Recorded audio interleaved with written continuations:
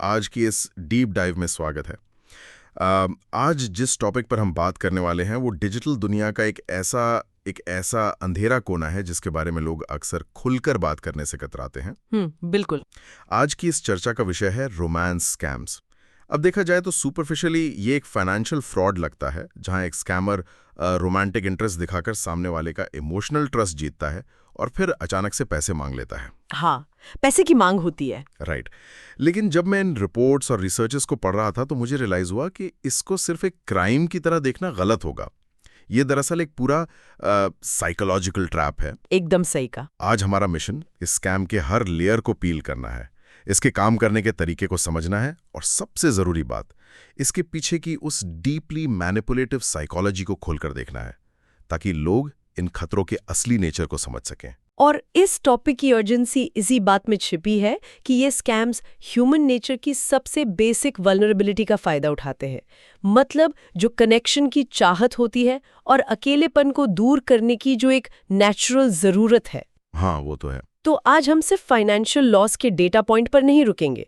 हम इस मैकेनिज्म को डिकोड करेंगे कि कैसे एक अनजान इंसान जो दुनिया के किसी दूसरे कोने में एक स्क्रीन के पीछे बैठा है, वो सिर्फ झूठी कहानियों और टाइप किए गए शब्दों के जरिए किसी की पूरी जिंदगी की सेविंग्स और उनके इमोशंस को हाईजैक कर लेता है। एग्जैक्टली। एक डिजिटल दौर में जहां लगभग हर नया रिश्ता किसी न किसी स्क्रीन से शुरू होता है, इस साइकोलॉजिकल मैनिपुलेशन को समझना एक सर्वाइवल स्किल बन चुका है। चलिए इसको समझते हैं कि आखिर इस खेल की शुरुआत कहाँ से होती है। हम सब जानते हैं कि आजकल हर कोई किसी न किसी डेटिंग ऐप या सोशल मीडिया प्लेटफॉर्म पर है, तो उस बेसिक फैक्ट पर वक्त जाया करने के बजाय सीधे टैक्टिक्स पर आते हैं। बिल्कुल, सीधे पॉइंट पर आते हैं। स्कैमर्स इन्हीं प्लेटफॉर्म्स को अपना हंटिंग ग्राउंड बनाते हैं और सबसे पहला कदम होता है एक ऐसी फेक प्रोफाइल बनाना जो देखने में इतनी परफेक्ट लगे कि कोई भी अट्रैक्ट हो जाए। Attractive profiles. वो चुराई हुई तस्वीरें यूज करते हैं, जैसे किसी मॉडल की या किसी बहुत ही गुड लुकिंग प्रोफेशनल की।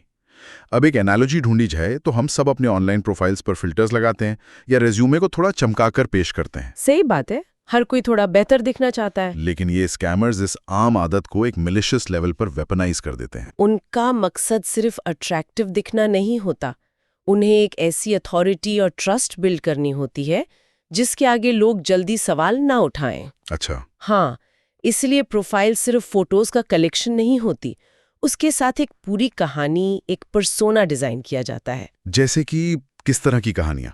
अगर पैटर्न्स नोटिस किए जाएं तो ये स्कैमर्स खुद को हमेशा ऐसी पोजीशंस में दिखाते हैं जो दूर दराज की हो और जहां कम्युनिकेशन थोड़ा मुश्किल हो। जैसे वो खुद को विदेश में तैनात सोल्जर बताएंगे। ओह, एक सोल्जर का पर्सोना। हाँ, अब एक सोल्जर के नाम पर लोगों के अंदर नेचुरली एक रिस्पेक्ट और सिंपैथी आ जाती है। या फिर किसी आइसोलेटेड ऑयल रिग पर काम करने वाला इंजीनियर या इंटरनेशनल बॉर्डर्स क्रॉस करने वाला एक सक्सेसफुल डॉक्टर।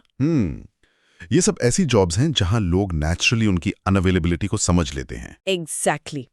एक और बहुत कॉमन पर्सोना है एक ऐसे प्रोफेशनल का जो विडोड है, जिसका पार्टनर अब इस दुनिया में नहीं रहा। ये डिटेल सुनते ही सामने वाले के अंदर एक डीप एम्पैथी ट्रिगर हो जाती है। इन सभी कहानियों में मुझे एक बहुत अजीब पैटर्न नजर आया। अगर ध्यान दिया जाए तो ये सारी प्रोफाइल्स ऐसी हैं जहां व्यक्ति का फिजिकली मिल पाना लगभग नामुमकिन है। एकदम पॉइंट की बात पकड़ी। एक ऑयल रिग इंजीनियर या एक्टिव ड्यूटी सोल्जर चाहकर भी अगले हफ्ते कॉफी पीने नहीं आ सकता। ये सिर्फ उनका बैकग्राउंड नहीं है, ये एक्चुअली उनका सबसे बड़ा कवर अप है। बिल्कुल सही ऑब्जर्वेशन है। लेकिन यहां एक सवाल उठता है, अगर कोई प्रोफाइल इतनी परफेक्ट लग रही है तो क्या शुरुआत में कोई खतरे के निशान यानी रेड फ्लैग्स नहीं होते? होते हैं, बहुत क्लियर रेड फ्लैग्स होते हैं। जो रिसर्च हमने देखी है वो बताती है कि सबसे बड़ा रेड फ्लैग ये होता है कि ये स्कैमर्स जल्दी से जल्दी कॉन्वर्सेशंस को उस डेटिंग ऐप से हटाकर व्हाट्सएप, टेलीग्राम या किसी प्राइवेट चैट ऐप पर शिफ्ट करना चाहते हैं। ऐसा क्यों? उसका एक बहुत ही प्रैक्टिकल और टेक्निकल रीजन है। डेटिंग ऐप्स और बड़े सोशल मीडिया प्लेटफॉर्म्स के पास अब बहुत एडवांस सिक्योरिटी एल्गोरिथम्स हैं। अच्छा, वो डिटेक्ट कर लेते हैं। हाँ, अगर कोई नई प्रोफाइल एक ही दिन में 50 लोगों को same copy pasted romantic message भेज रही है या लोग उसको लगातार रिपोर्ट कर रहे हैं, तो वो प्लेटफॉर्म उस प्रोफाइल को तुरंत बैन कर देगा। Make sense. इसलिए स्कैमर की सबसे पहली प्रायोरिटी होती है शिकार को किसी ऐसी जगह लाया जाए जहां chats end to end encrypted हो और कोई प्लेटफॉर्म उन्हें मॉनिटर ना कर रहा हो। तो प्राइवेट चैट एक सेफ हेवन बन जाता है उनके लिए। और एक बार प्राइवेट चैट पर आने के बाद जब सामने वाला वीडियो कॉल करने की जिद करता है तो इनके पास एक्सक्यूजेस की एक लंबी लिस्ट होती है। जैसे कैमरा खराब है या कुछ और। हाँ, या फिर मैं अभी ऐसे सिक्योर मिलिट्री लोकेशन पर हूँ जहाँ कैमरा अलाउड नहीं है, या ऑयल रिग पर इंटरनेट कनेक्शन इतना वीक है कि सिर्फ टेक्स्ट जा सकता है। इस तरह वो लगातार अपनी असली आइडेंटिटी और अपनी शक्ल छुपाने में सक्सेसफुल हो जाते हैं। यहाँ आकर बात और भी ज्यादा दिलचस्प हो जाती है। कैसे? क्योंकि अगर कोई वीडियो कॉल पर नहीं आ रहा तो लॉजिकली इंसान को मूव ऑन कर लेना चाहिए, लेकिन लोग वहीं रुके रहते हैं और यहीं से इस स्कैम का लंबा प्रोसेस शुरू होता है। हाँ, ये सच में हैरान करने वाली बात है। ये कोई एक रात का खेल नहीं है जहां किसी ने ओटीपी मांगा और अकाउंट खाली कर दिया। इसका सबसे बड़ा हथियार है इमोशनल मैनिपुलेशन। स्कैमर्स पहले दिन या पहले हफ्ते कभी पैसे नहीं मांगते। नहीं, शुरुआत में तो पैसे का जिक्र भी नहीं होता। वो कई हफ्ते और कभी-कभी तो महीनों तक सिर्फ और सिर्फ भरोसा जीतने में लगा देते हैं। वो दिन भर मैसेजेस भेजते हैं, गुड मॉर्निंग माय सोलमेट, या तुम्हारे बिना दिन अधूरा लगता है, जिसे हम लव बॉम्बिंग कहते हैं। सही कहा। ये लव बॉम्बिंग का तरीका किसी मूवी के डायलॉग जैसा जरूर लगता है, पर एक अकेले इंसान के दिमाग पर इसका असर बहुत गहरा होता है। यहाँ सबसे हैरान करने वाली बात यह है कि इस पूरी प्रक्रिया को साइकोलॉजी में ग्रूमिंग कहा जाता है। ग्रूमिंग?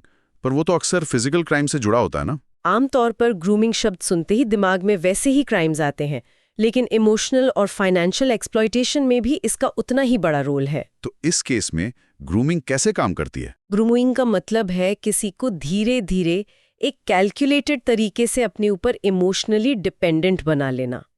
स्कैमर पहले सामने वाले की कमजोरियां और इनसिक्योरिटीज को डीपली स्टडी करता है। वो उनका सबसे बड़ा कॉन्फिडेंट बन जाता है।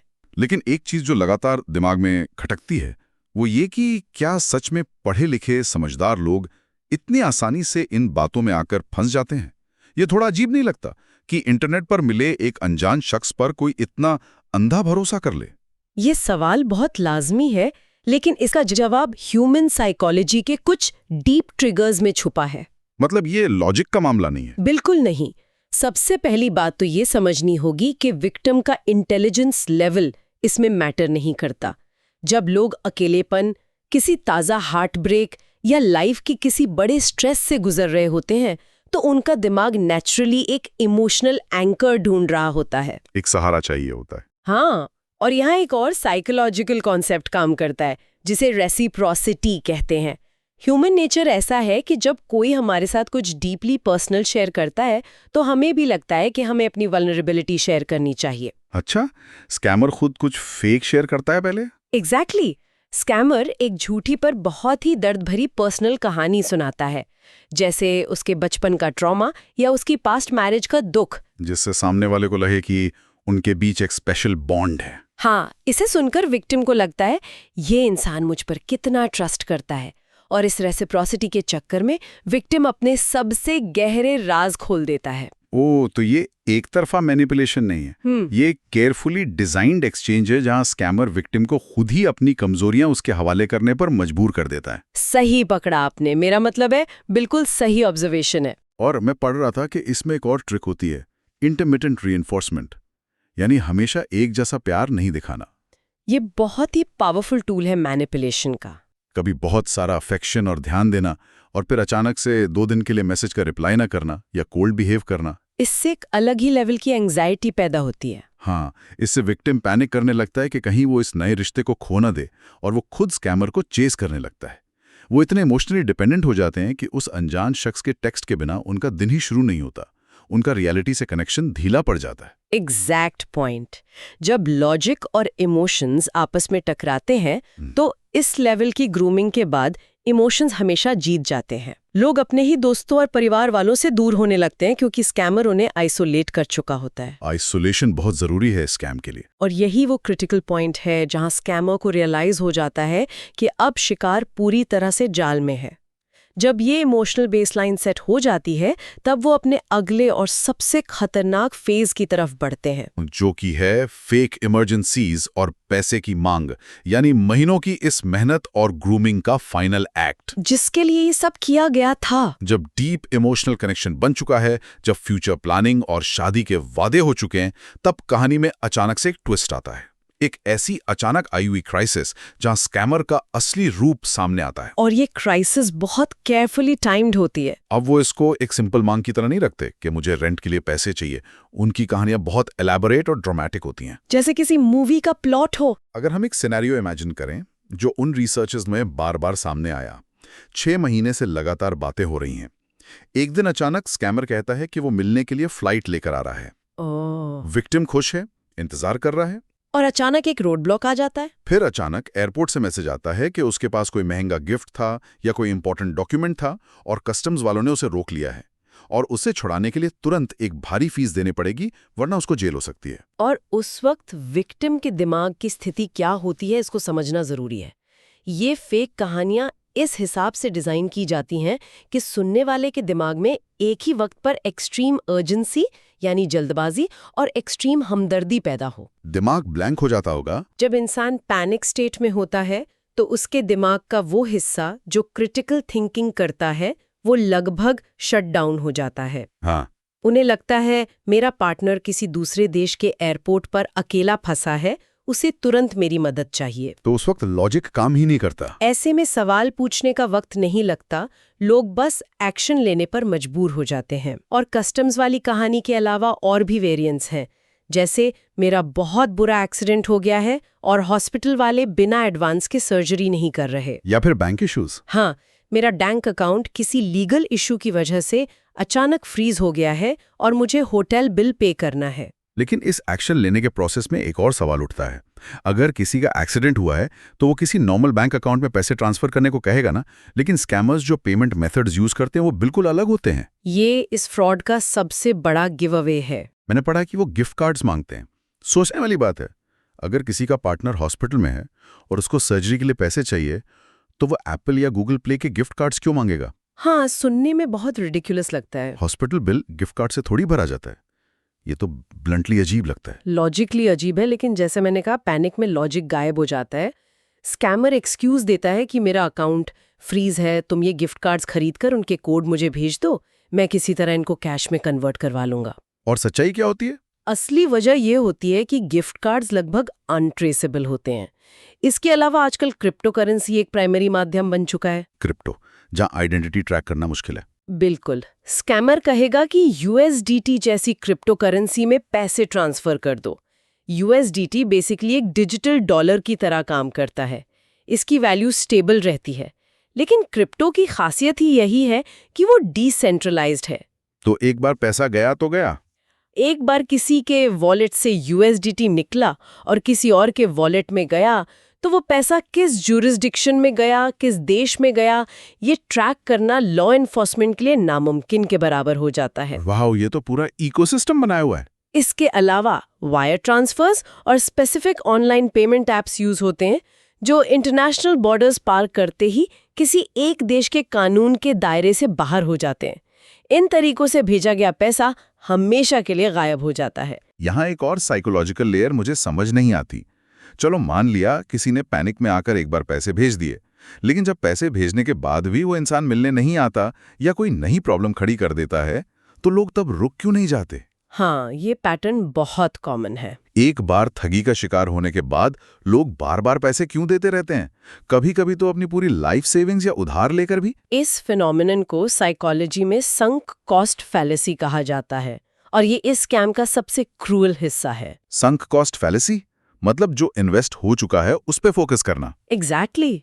जब कोई इंसान किसी रिश्ते में अपने महीनों का वक्त, अपने सबसे गहरे इमोशंस और बहुत सारा पैसा इन्वेस्ट कर चुका होता है तो उसके लिए सच्चाई को एक्सेप्ट करना मेंटली डेविस्टेटिंग हो जाता है। डिनायल मोड में चले जाते हैं। अगर वो ये मान लें कि ये एक स्कैम था तो इसका मतलब है कि उनका पैसा भी गया और वो प्यार भी एक झूठ था जिस पर वो इतने दिन से जी रहे थे। ये एक्सेप्ट करना सच में बहुत पेनफुल होगा। इस एक्सट्रीम कॉग्निटिव डिसोनेंस से बचने के लिए उनका दिमाग उन्हें ये मनवाने पर मजबूर करता है कि नहीं, शायद उसको वाकई और पैसों की जरूरत है। अगर मैं एक आखिरी बार मदद कर दूं तो सब ठीक हो जाएगा और वो मेरे पास आ जाएगा। वो बस रियलिटी फेस नहीं करना चाहते। वो सच्चाई का सामना करने के बजाय उस झूठी उम्मीद को जिंदा रखने के लिए और पैसे भेजते रहते हैं। ये सुनकर सच में रोंगटे खड़े हो जाते हैं। एक इंसान अपने ही दिमाग और अपनी ही उम्मीदों का कैदी बन जाता है। तो इस सब का आखिर मतलब क्या है? इसका मतलब है हमें बहुत सतर्क रहना होगा। अगर कोई इस पूरे इल्यूजन और जाल को समझना चाहे और ऐसी चीजों से बचना चाहे तो प्रैक्टिकल कदम क्या होने चाहिए? हमने जो अर्ली वार्निंग साइंस डिस्कस किए उनको ब्रीफली मैप करते हैं। शॉक करते हैं। अगर ऑनलाइन मिला कोई शख्स ठीक से एक दूसरे को जानने से पहले ही मोहब्बत की बड़ी बड़ी बातें करने लगे, आई लव यू जल्दी बोल दे, तो वो रेड फ्लैग है। बिल्कुल है। अगर वो लगातार वीडियो कॉल्स को अवॉइड कर रहे हैं, मुलाकात के प्लान बनाते हैं, पर एंड मोमेंट पर कोई ड्रामेटिक एक्सक्यूज देके कैंसिल कर देते हैं, ये भी एक बड़ा इशारा है। और इन सब के बीच अचानक उनकी लाइफ में कोई ऐसी क्राइसिस आ जाती है जिसके लिए उन्हें तुरंत फाइनेंशियल हेल्प चाहिए, तो ये कोइंसिडेंस नहीं है। हाँ। अगर किसी ऐसे कनेक्शन के दौरान जिससे फिजिकल वर्ल्ड में मुलाकात नहीं हुई है, अनट्रेसेबल तरीकों से पैसे मांगे जाते हैं, तो फैक्ट्स के हिसाब से वो हमेशा एक फ्रॉड ही होता है। अगर हम इसे बड़े नजरिए से देखें तो इस सबसे बचने का एक यूनिवर्सल और नॉन नेगोशिएबल नियम निकल कर आता है, जिसे ऑनलाइन सेफ्टी का गोल्डन रूल मानना चाहिए। वो रूल क्या है?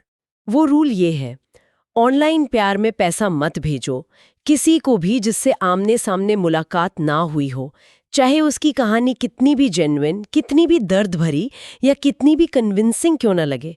फाइनेंशियल ट्रांसफर कभी नहीं होना चाहिए। ये रूल याद रखना बहुत जरूरी है। एक जेन्युइन रोमांटिक रिश्ता कभी भी इमरजेंसीज और अचानक आई फाइनेंशियल डिमांड्स की फाउंडेशन पर बिल्ड नहीं होता। प्यार में इमोशनल सपोर्ट और एम्पैथी होती है, पर जब वो इमोशनल बाउंड्री क्रॉस करके किसी अनजान ऑनलाइन रिश्ते में डायरेक्ट फाइनेंशियल सपोर्ट मांगने लगे, तो वहाँ एक हार्ड स्टॉप, एक क्लियर लाइन खींचना लाजमी है। ये स्टेटमेंट खुद में बहुत पावरफुल है कि एक सच्चा रिश्ता इमरजेंसी फंड्स का मोहताज नहीं होता। तो अगर आज की इस चर्चा के मेन पॉइंट्स को एक साथ रखा जाए तो क्लियर होता है कि रोमांस स्कैम्स प्योर भी फाइनेंशियल चोरी नहीं है। ये एक लंबा और कैलकुलेटेड इमोशनल असैसिनेशन है। सही शब्दों में बयान किया आपने। खेल शुरू होता है एक polished trust building fake profile से, फिर हफ्तों और महीनों तक चलने वाली इमोशनल ग्रूमिंग, लव बॉम्बिंग और इंटरमिटेंट रीइंफोर्समेंट के जरिए एक साइकोलॉजिकल डिपेंडेंसी बनाई जाती है। बिल्कुल। और फाइनली जब विक्टिम अपना लॉजिक खो चुका होता है तो फेक इमरजेंसी क्रिएट करके क्रिप्टो या गिफ्ट कार्ड्स जैसे अनट्रेसेबल चैनल्स के थ्रू पैसे ड्रेन किए जाते हैं। संक कॉस्ट फैलेसी उन्हें तब तक आगे बढ़ने देती है जब तक उनके पास कुछ बचता नहीं। और इसमें अवेयरनेस ही अकेला बचाव है। और प्रिवेंशन सिर्फ एक है, अवेयरनेस। ये जानना कि इंटरनेट के इस दौर में वल्नरेबिलिटी और अकेलेपन का शिकार कोई भी हो सकता है, इसलिए अंधा भरोसा सबसे बड़ा खतरा है। इन सारी बातों और इस पूरे डीप साइकोलॉजिकल मैकेनिज्म को समझने के बाद इससे एक बहुत बड़ा सवाल खड़ा होता है। किस तरह का सवाल? एक ऐसी थॉट जो थोड़ी डिस्टर्बिंग भी है और हम सबको एक नए लेवल पर सोचने पर मजबूर कर सकती है। अगर हम ध्यान दें तो ये स्कैमर्स लगभग वही सारे तरीके, वही शब्द और वही वक्त इन्वेस्ट करते हैं जो एक असली इंसान अपना सच्चा अफेक्शन जताने के लिए करता है। मतलब केयर दिखाना और सपोर्ट करना। हाँ, जैसे रोज सुबह उठकर हाल पूछना, पास्ट ट्रॉमास को बिना जज किए सुनना, इमोशनल सहारा देना और लगातार किसी को स्पेशल फील करवाना। अगर ग्रूमिंग का तरीका और सच्चे प्यार का दिखावा एक जैसा है, तो इस स्क्रीन ड्रिवन दुनिया में सच्चे रिश्ते और एक शैतानी छलावे के बीच की बाउंड्री आखिर कहाँ तय होगी? ये वाकई डीपली अनसेटलिंग है। जब एक स्किल्ड स्कैमर की ग्रूमिंग और एक आम इंसान का सच्चा प्यार डिजिटली बिल्कुल एक जैसे दिखने लगे, जब मैसेजेस के टोन और इमोजीज में कोई फर्क ही ना बचे, तो क्या ऑनलाइन बनने वाले इन डिजिटल रिश्तों में ट्रस्ट को मापने का किसी के पास कोई क्रेडिबल पैमाना बचा भी है? सोचने वाली बात है। क्या हम सिर्फ उस दिन का इंतजार करते रहेंगे जब स्क्रीन के उस पार बैठा शख्स पैसे मांगेगा और तभी हमें पता चलेगा कि ये सब एक मैनिपुलेशन था? या इस नए जमाने में जहां आधी जिंदगी और रिश्ते इन्हीं स्क्रीन्स पर बन और बिगड़ रहे हैं, हमें आपसी भरोसे को इवैल्यूएट करने के लिए एक नई वोकैब्युलरी, कोई नया यार्डस्टिक ढूंढने की जरूरत है जो सिर्फ उस मनी टेस्ट पर आकर ड्रॉप ना हो जाए। ये एक ऐसा सवाल है जिसका एक लाइन में कोई सीधा जवाब शायद आज किसी एक्सपर्ट के पास नहीं है, पर इस न्यूआंस पर गौर करना इस डिजिटल लैंडस्केप में सर्वाइव करने की सबसे बड़ी जरूरत है, खासकर जब रिलेशनशिप्स की पहली नींव ही इंटरनेट पर रखी जा रही हो। बिल्कुल, और इसी सवाल के साथ हमें और सतर्क होने की जरूरत है। उम्मीद है आज की इस डीप डाइव ने डिजिटल रिश्तों के इस अंधेरे हिस्से पर नए तरीके से रोशनी डाली होगी और उस मैकेनिज्म को समझने में मदद की होगी जो अपने ही इमोशंस के खिलाफ यूज करता है। आज की इस चर्चा को हम इसी अहम विचार के साथ यहीं रोकते हैं। अलग अलग थीम्स और टॉपिक्स की गहराई में उतरकर इनके पीछे के सच को समझने का ये सिलसिला आगे भी जारी रहेगा, ताकि फैक्ट्स और इंसाइट दोनों सबके पास हों।